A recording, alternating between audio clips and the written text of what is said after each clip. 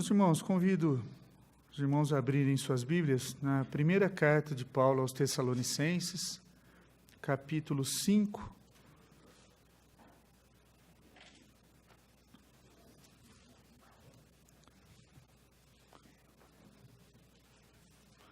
Versículos 23 e 24.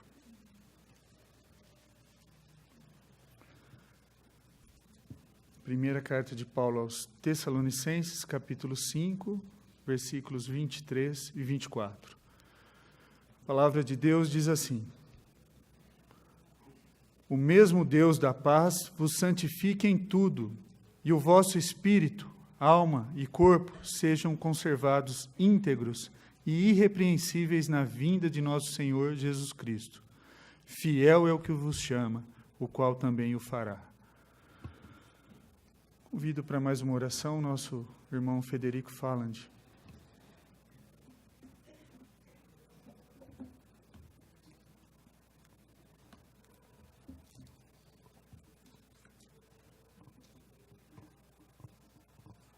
Senhor, meu Pai, mais uma vez te agradecemos, Senhor, por estarmos na tua casa.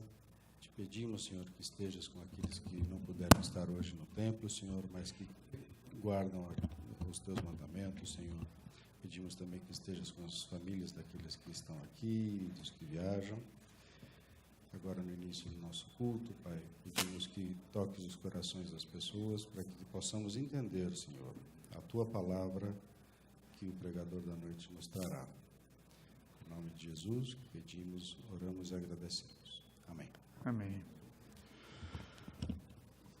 Irmãos, há algumas semanas atrás, nós vimos a respeito da nossa prática devocional diária, o texto que antecede esse texto que nós lemos, onde a alegria, a oração, a gratidão, a leitura da Bíblia são imprescindíveis para uma vida de relacionamento para com Deus.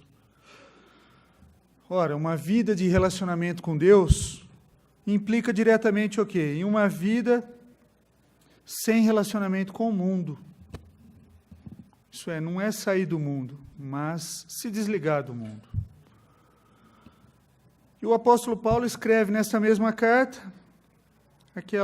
para aquela grande igreja, uma igreja boa, como foi dito aqui, igreja tessalônica, que eles possam aprender a se separar do mundo, ou seja, se santificar. Essa carta é uma das primeiras a ser escrita pelo apóstolo Paulo. Era para ser lida a todos os irmãos. O tema que nós falaremos essa noite é que a santificação ela é provocada por Deus. A santificação ela é provocada por Deus. Paulo inicia essa sessão falando como? Sobre o Deus da paz, termo único na Bíblia, levando em consideração seu atributo de fazer com que a igreja mantivesse o amor, a submissão aos superiores e a igualdade.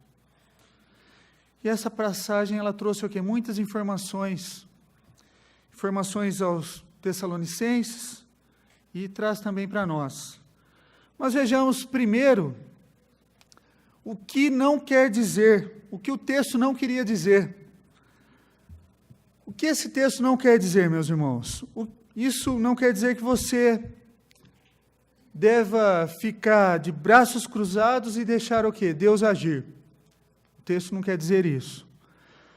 Um verdadeiro cristão é alguém que deu assentimento verdadeiro ao Evangelho e cuja fé sincera se torna evidente na sua vida, uma vida de transformação contínua, de pensamentos, conversão, comportamento, em conformidade com o quê? Com as Escrituras.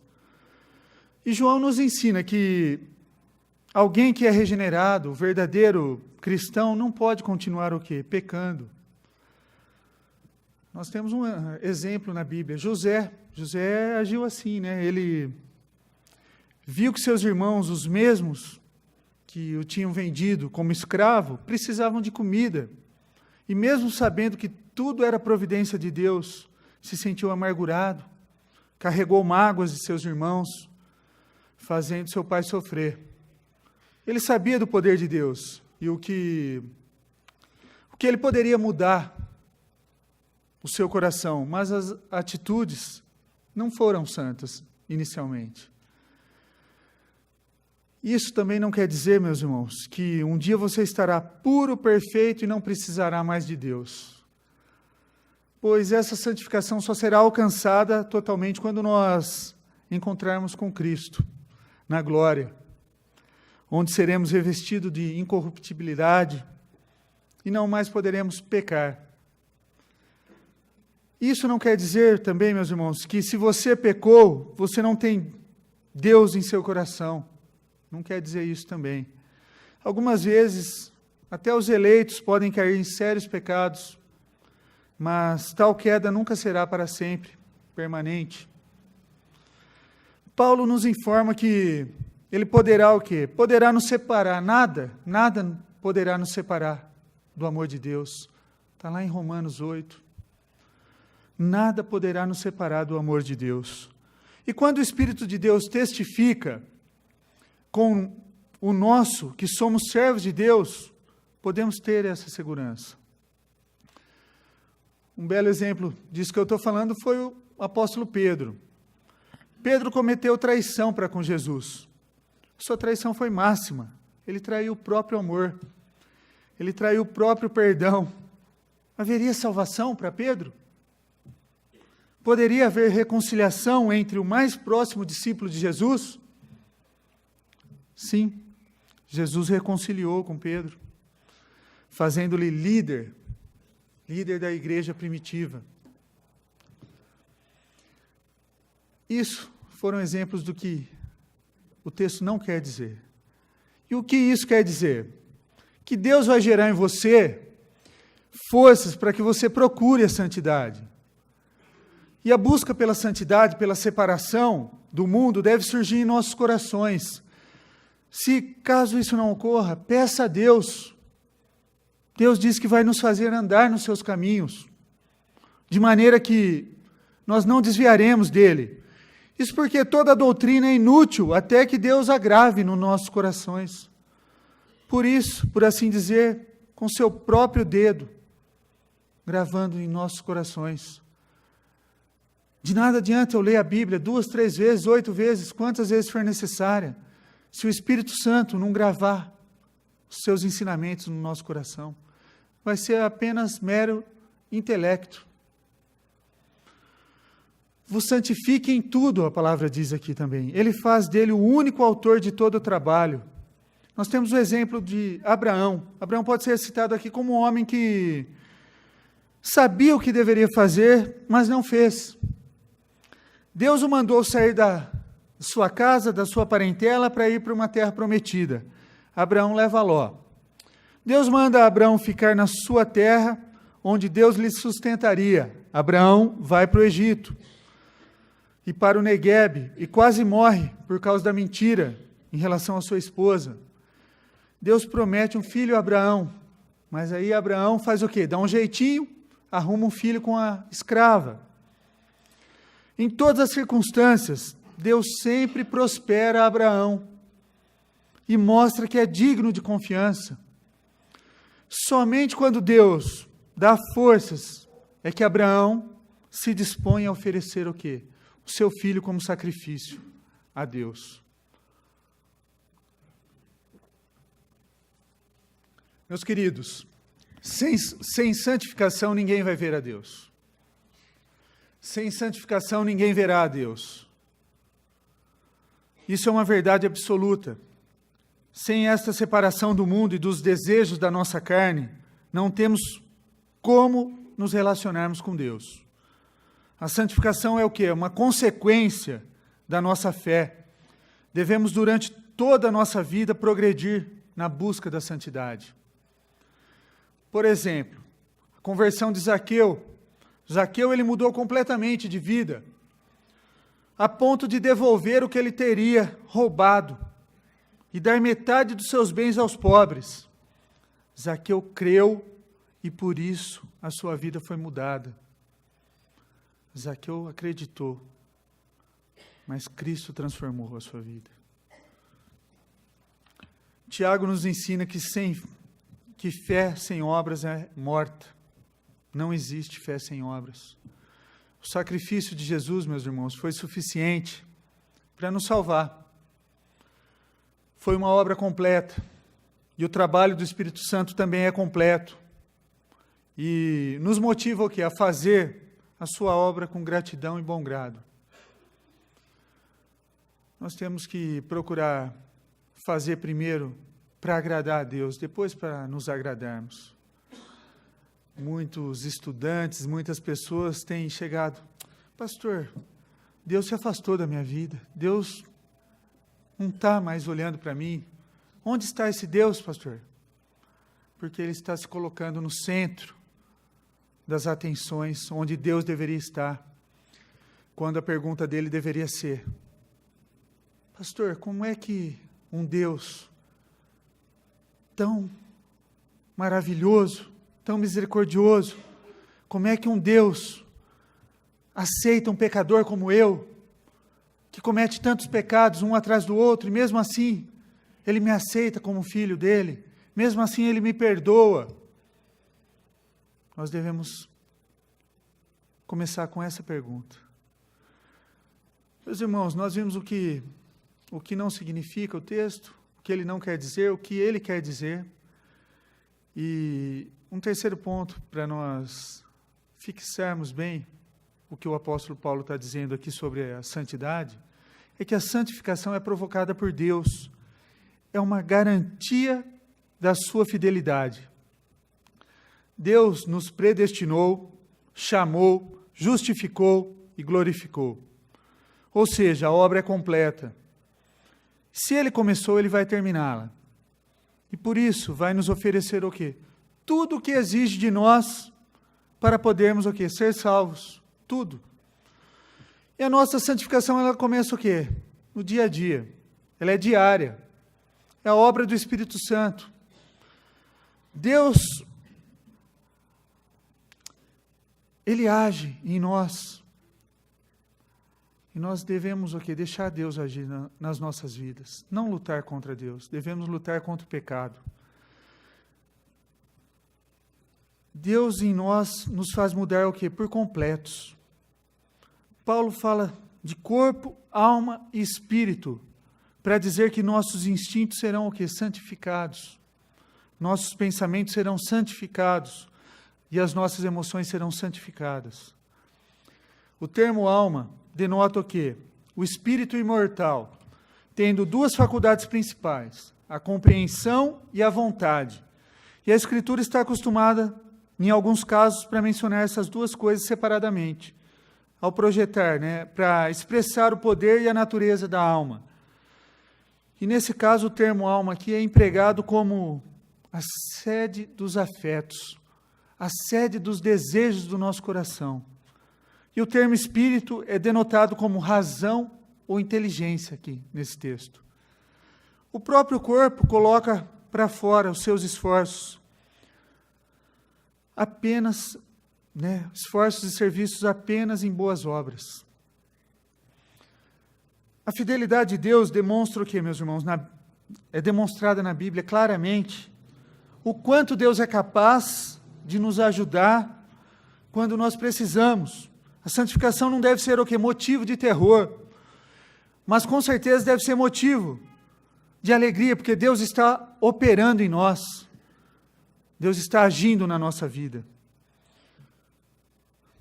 O povo de Israel, quando viu o poder de Deus, não quis mais que Deus falasse diretamente com eles, mas que usasse Moisés. Mas eles não sabiam que todo o poder deve ser temido, mas também aceito como um Deus que está ao nosso favor. Todo poder deve ser temido e aceito como um Deus que está ao nosso favor.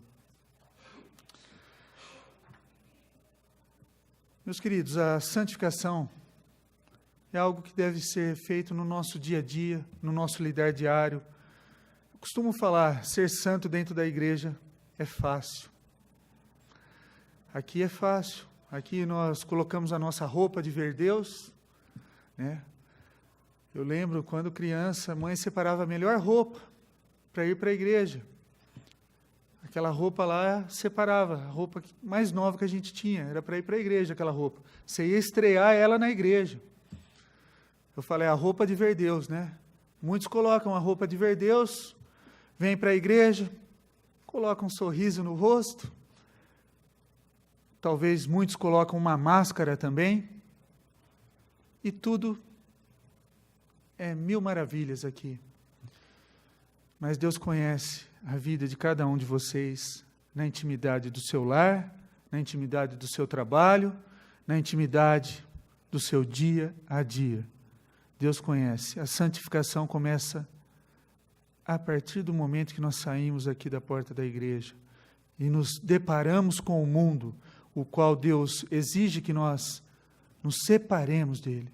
E essa separação com o mundo não é separação das pessoas que vivem no mundo, mas separação do pecado, das concupiscências da carne. Essa separação que Deus exige de nós.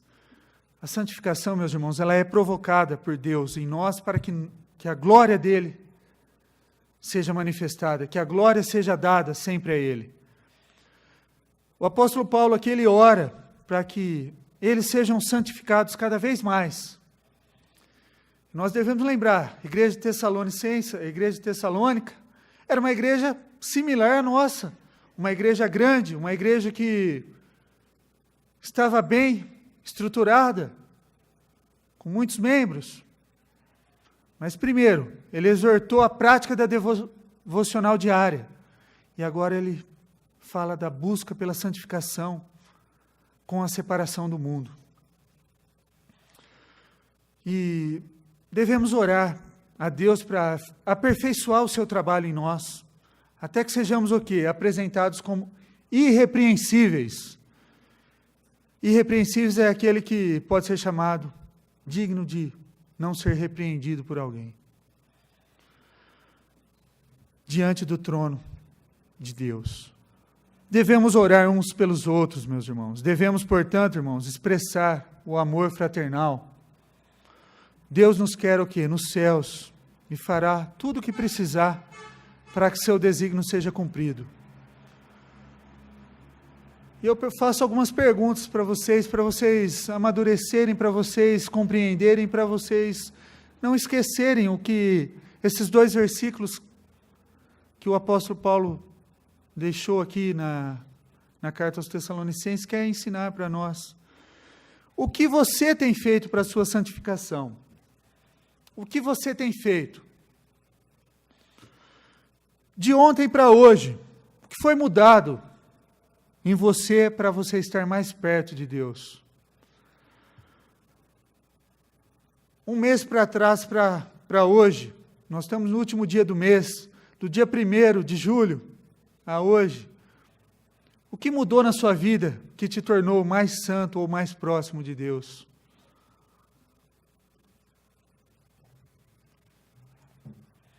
Desde que você se converteu, se batizou, tomou a decisão por Cristo, o que você fez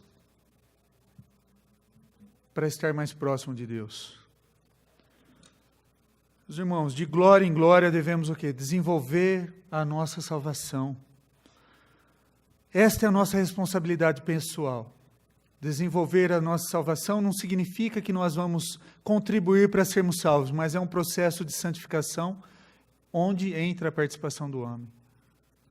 Ela é operada por Deus, mas o homem tem que fazer a sua parte. Se você está se sentindo parado, apático, moroso, acomodado, até mesmo perdido, ore para Deus, ore a Deus pedindo para que essa situação mude na sua vida, para que você mude de situação, para que você saia dessa estagnação e comece a caminhar, comece a andar. Se você se afastou dos caminhos de Cristo e se esqueceu do grande amor demonstrado na cruz, e por isso não tem obedecido a Deus, ore pedindo que Deus restaure a sua vida, que haja uma restauração na sua vida, que haja essa realização na sua vida. Se você está em pecado, meu irmão, confesse a Deus seus pecados. Peça perdão, arrependa-se deles. Peça arrependimento, peça que Deus perdoe e possa te dar o quê? Desejo pela santidade. E se você não tem procurado santidade em suas ações, peça a Deus que opere em você tanto querer como o realizar. Agora, se algum de vocês se consideram santos, irrepreensíveis, íntegros, achando que não precisa melhorar em nada, então peça a Deus que te mostre aonde você precisa melhorar. Porque assim você não vai estacionar, não vai parar, mas sempre vai progredir no caminho da santificação. Sozinho nós não conseguiremos, meus irmãos. Que Deus nos abençoe, que Deus conceda o Espírito Santo para nós conseguirmos cumprir esse processo de santificação.